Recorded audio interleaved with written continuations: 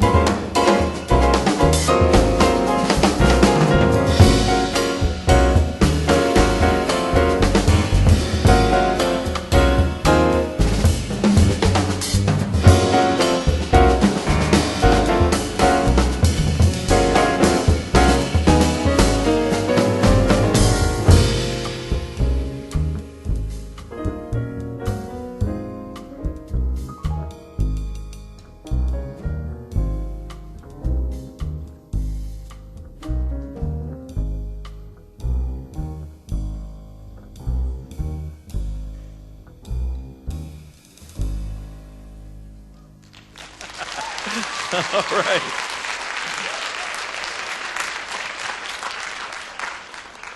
So you see, they can take something very simple and do something very special with it. We have an email from Silverton High School in Colorado, and how are jazz musicians looked upon now compared to the 1920s?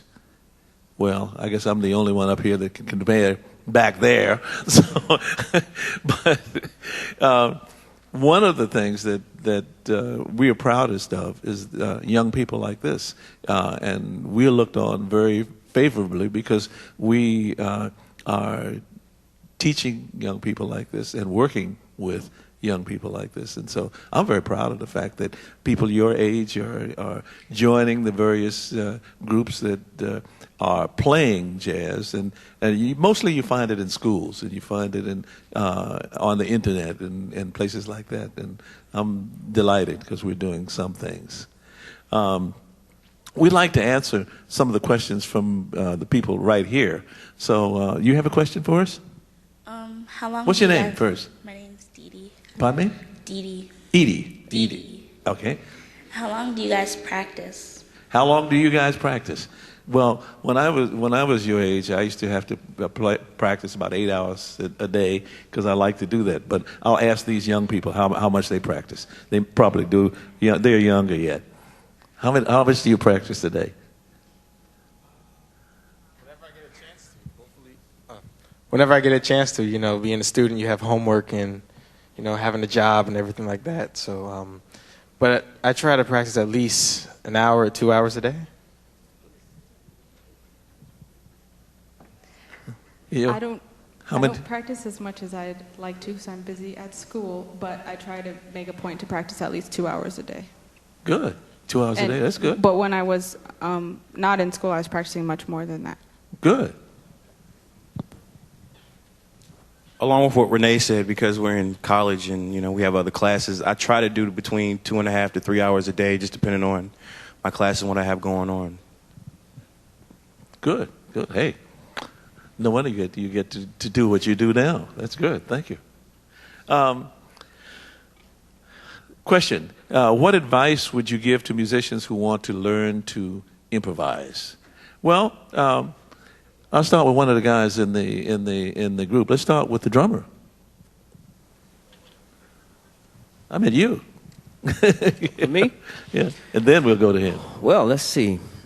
Definitely practice and a lot of listening, because one of the most important things about this music is a language, and like learning any language, it's important to listen to the language so you get the nuances of it, understand the vocabulary.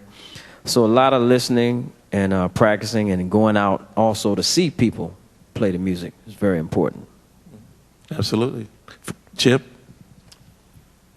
Yeah, I think there are certain concepts of harmony and time and rhythm that you can kind of get a grip on if you want to play improvised music, and they're a little bit different from, say, classical music or other kinds of music. So, but like Winard said, to go out and hear it live and hear it rather than be reading it on the paper is the most important thing in order to get a grip on those concepts.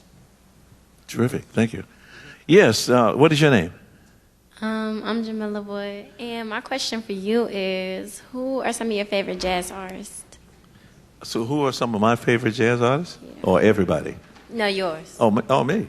Well, I have, when I was growing up, my favorite pianist was Art Tatum. He was a wonderful pianist who played all over the piano and did just marvelous things. And so I wanted to play like he played. And so I became his protege, and I began to learn many of the things that he did as a wonderful artist. But the idea of what each person does, in jazz, you really take all of the things that are around you. And I took Fats Waller, I took many other people who didn't sound like Art Tatum, but some of my classical, I studied classical music too.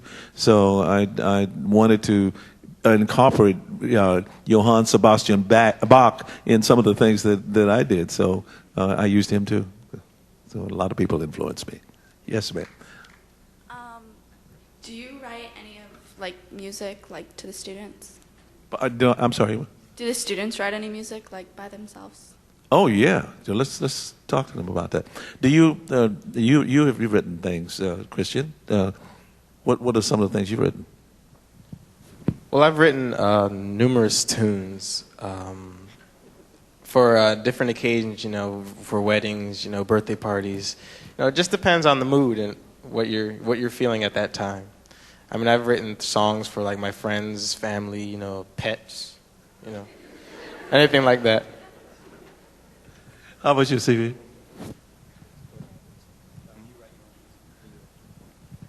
I'm starting to now with I'm getting more advanced in my jazz studies classes, but I'm just kind of starting off. So. And how about you? Yes, I compose and also arrange other people's compositions. I'll save you for last because I knew that. and I had a great experience getting to work on my original composition at the Betty Carter Jazz Ahead program with Dr. Billy Taylor and Professor Chip Jackson and Professor Winard Harper, where we got to workshop all our originals and then perform them at the Kennedy Center. Yeah, that was fun listening to you. That was.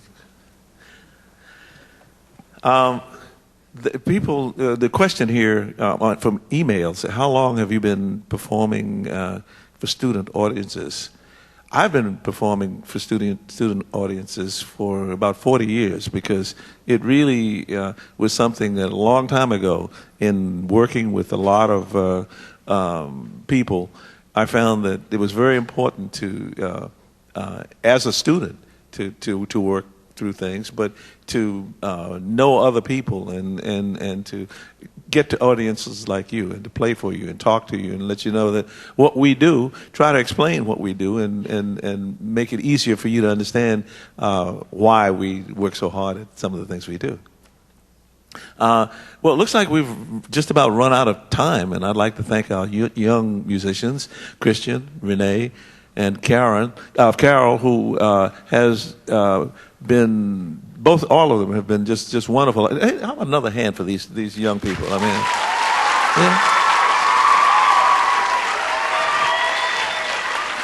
yeah.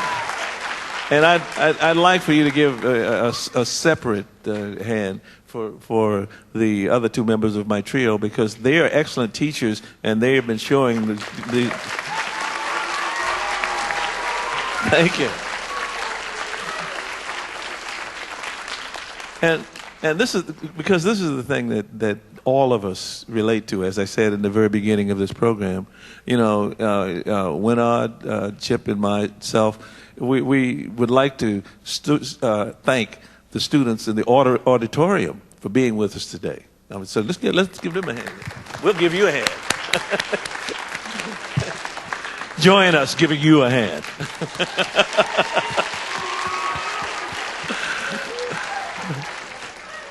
It's a given thing for us, a give and take thing for us, because one of the things that we like to do is to have you experience the kind of things that we want to share with you, and we're delighted that you received us so well. So thank you very much.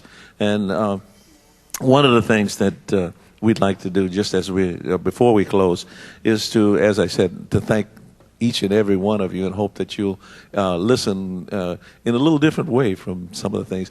Hearing young people your age who play so well, you know the kinds of things that can be done. So, you know, I expect some of you to be doing that kind of thing.